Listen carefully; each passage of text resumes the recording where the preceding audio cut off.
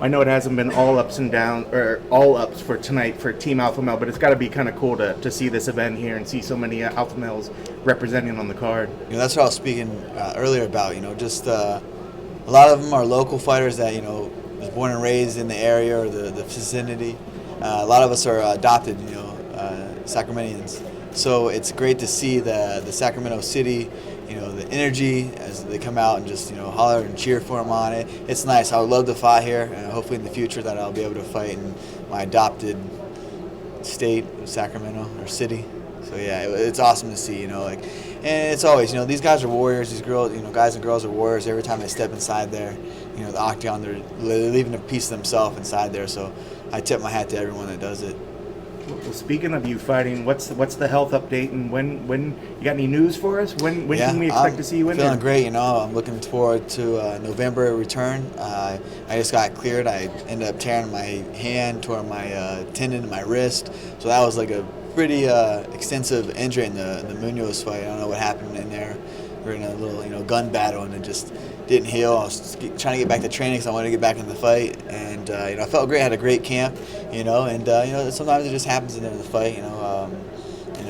Looking back on that fight, I was watching the fight with Aljamain. I was like, I know I'm way better than these guys, but I sometimes go to their level, when I bang it out. But when I stick to my skills, my speed, and do what I've done to become a world champion, no one in the world can match me. So I'm excited. The main thing is just staying hungry, motivated. Health is a huge factor in that, being, motivated to get in there and train. The last, right after the Cruz fight, I tore my knee, and it was like it's been injuries after injuries after injuries, and it came at a cost. I did four fights in 1 year and became a world champion, but my body broke down. I trained hard, and I was set on a goal. So now it's about being smart. I'm 28 years old, and I feel like a lot of my best performances are ahead of me. So it's a marathon. A lot of these guys have never reached the pinnacle like I have at an early age and in the career and as many fights as I've had. So I'm still learning and growing, and the hunger and the motivation's there. So just taking my time, and just blessed to be able to spend the time with my family, my son, 16 months old now. So those times I'll never get back. So I think it's a blessing in disguise that my career's kind of taken this stop, as far as, as far as transcending. Each win you're going to keep fighting. So being able to, sit at home, still train, be with my family, watch my son grow, be hands-on, and, that is just the most important thing to me. Obviously I'm going to go out there and provide. I'm going to go out there and do what I have to do to make sure that, we're taken care of, but all in due time. So November I like a return, and anybody in the top 5 can get it. I like all those fights. I even rattled off, Dominic Cruz. That'd be a fun rematch. He hasn't fought since I beat him, and he's had a lot of injuries. So Rafael Sinsal, there's that Russian kid. I forget his name now. Man, there's so many dudes that I like to fight in the top. I truly believe I'm the best in the world, and I just. The fight game is, so, one win erases all that, So I'm excited to get back in there and just show my skills. What's it been like? Uriah's been a mentor for all of you for all these years. What's it like seeing him going back into a fight camp and getting back to the octagon? I could not imagine, that's, that guy is cut from a different cloth.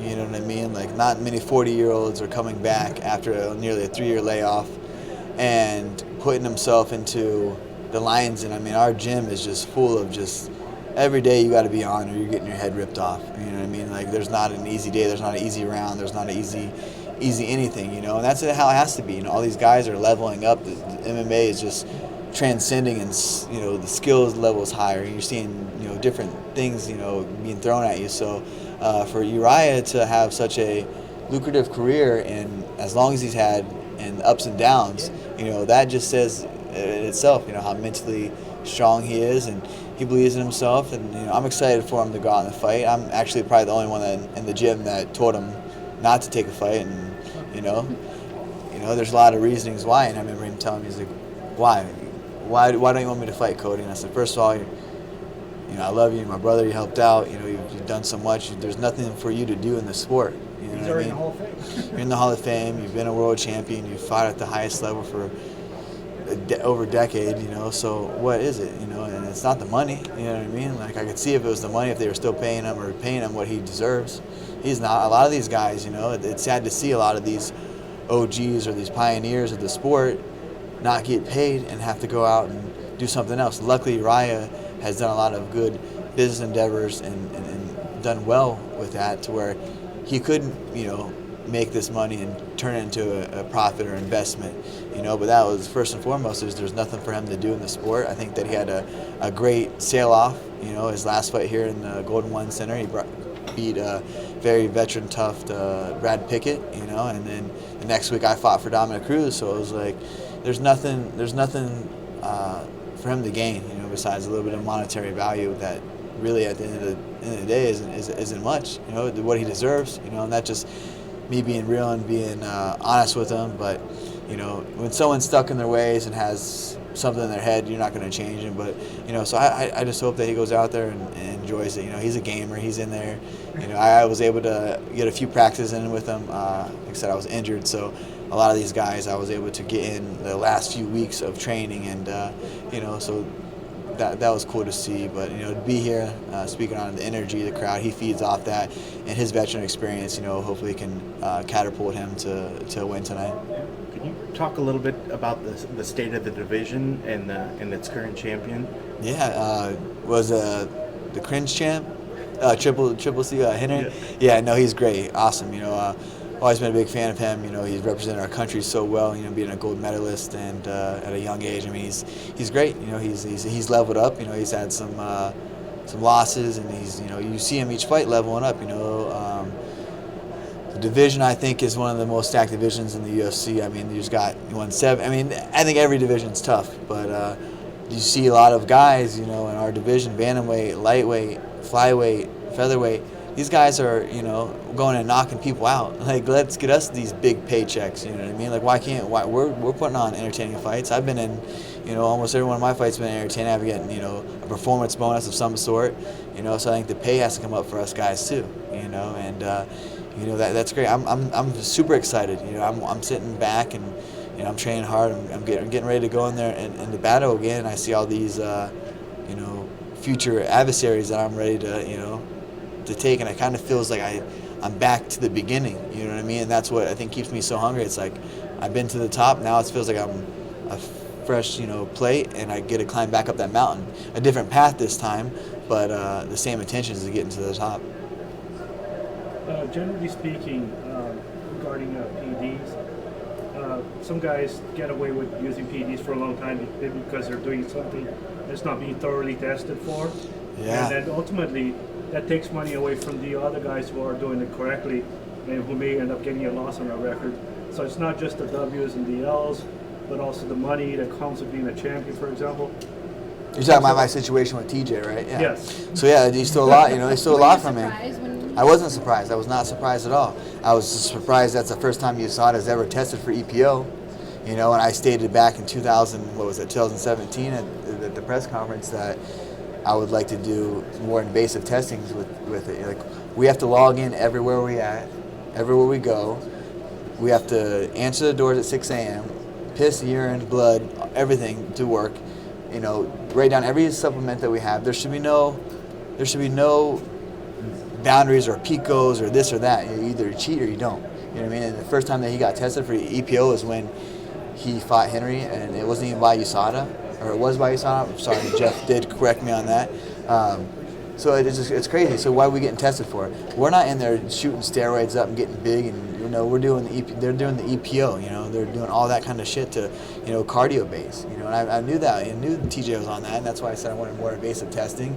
And then, you know, he's been on it for, I mean, 5-6 years, you know, and that's not the only thing he's on. You know, there's a lot of other fighters that are on shit too. So if you're gonna have draw a line on what we can do or how we can test, you can't keep this sample. You can't detect the EPO. Then what are we getting tested for? And let it all be legal. And let's all get juiced up and go in there and fuck each other up. You know, that's ultimately what they want. You know.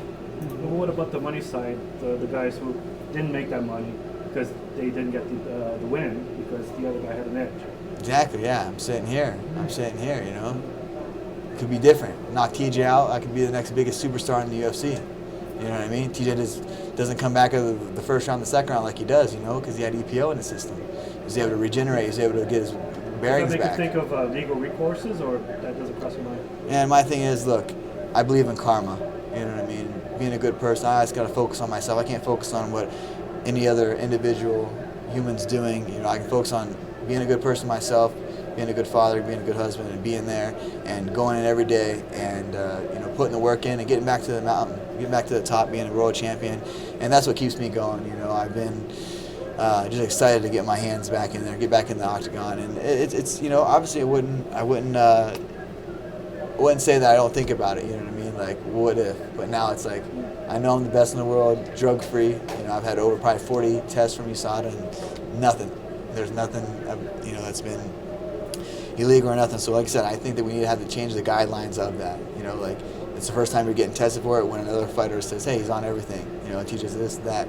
I said the drug that he was on, and what, 3 years later he gets tested for it? And I only asked, I said, I'll still fight him, I don't care. I said, you know, just get more invasive testing. You know, like Mayweather wanted to do with Pacquiao, you know, when they fought, you know, come in and do that. And a third-party testing, if that's what it is. I even said I would pay for it. You know, we said that, my Ali, my manager. It is what it is, you know, but I'm excited for the division. I'm excited to get back in there. I'm excited to go in and get my title back. So, yeah, I'm getting pumped up now. And Ryan's coming up. Shit. Awesome. Thank you, Cody. Thanks, Appreciate guys. your Yeah, I time. appreciate it.